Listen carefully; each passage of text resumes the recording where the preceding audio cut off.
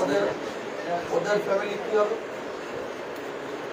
ওদের বউ বাচ্চা নেই স্যার, যারা রাখে তারা কিন্তু তাহলে আমাদের আগে রিহ্যাবিলিটেশনের চিন্তাটা করতে হবে। এদেরকে কোথায় রিহ্যাবিলিটেশন করা যায় এটা করে তারপরে আসতেছি।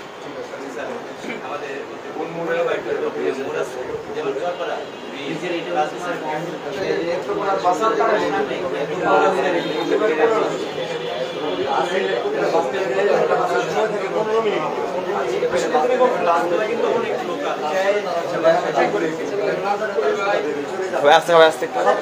সবাই একটু শোনো। আরেকটা বিষয় হচ্ছে যে আমাদের চরপাড়ার মোড়ের থেকে চাঁদমোড়ের দিকে আসার সময় একটু সামনে কিন্তু একটা ব্রিজ বা কালভার্ট যেটা আমরা বলি, ব্রিজের আলোচনা কি শেষ? ওই ব্রিজের পাটগুদামে বললাম ওইখানের যে বিষয়টা ওখানে যে নেত্রকোনার সবটা বেলা ঠিক আছে, কিন্তু উনি যেটা কথা বলছিলেন যে বাসগুলো এবারে ওই দিক থেকে আর পিছনে এসে থাকে কোন জায়গা থেকে এটা হলো একদম ব্রিজের মানে মিডিলে, এখানে একটা রাস্তা আছে সাইডে আপনার নেত্রকোনা, ভৈরব, কিশোরগঞ্জ এগুলো সবগুলা গাড়ি এখানে বুঝতে পারছেন। আমাদের একটা পয়েন্ট ছিল না বামে সাইডে এসে বামে যে একটা পয়েন্ট ছিল না, আপনাদের একটা বক্স ছিল না, এটার সামনে দিয়ে যে শুরু হয় এটার মধ্যে কিন্তু মূলত তারা এই লাইনটা দিয়ে মূলত কিন্তু তারা দাঁড়ায়। হ্যাঁ, এটা আগে ছিল না, ইদানিং হচ্ছে এটা বেশি।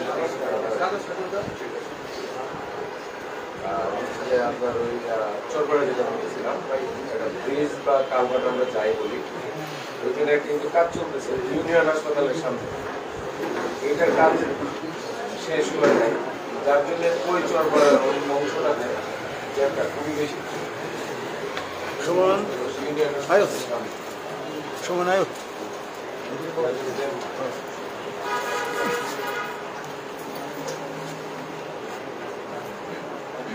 সবচেয়ে বড় যে পয়েন্টটা এটার মধ্যে এখন আমি আসি, এগুলো তো হচ্ছে মাঠ পর্যায়ের পয়েন্ট। এখন আমরা একটু অফিসিয়াল বিষয় হচ্ছে যে আমরা জানি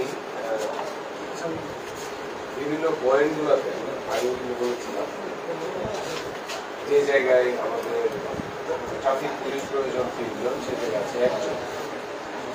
এই যে একটা সংকট, একজনের দ্বারা সম্পন্ন করা সম্ভব, এটাকে কিভাবে সমাধান করা যায় এবং এটাকে খুব দ্রুত বলতে গেলে আমরা চাই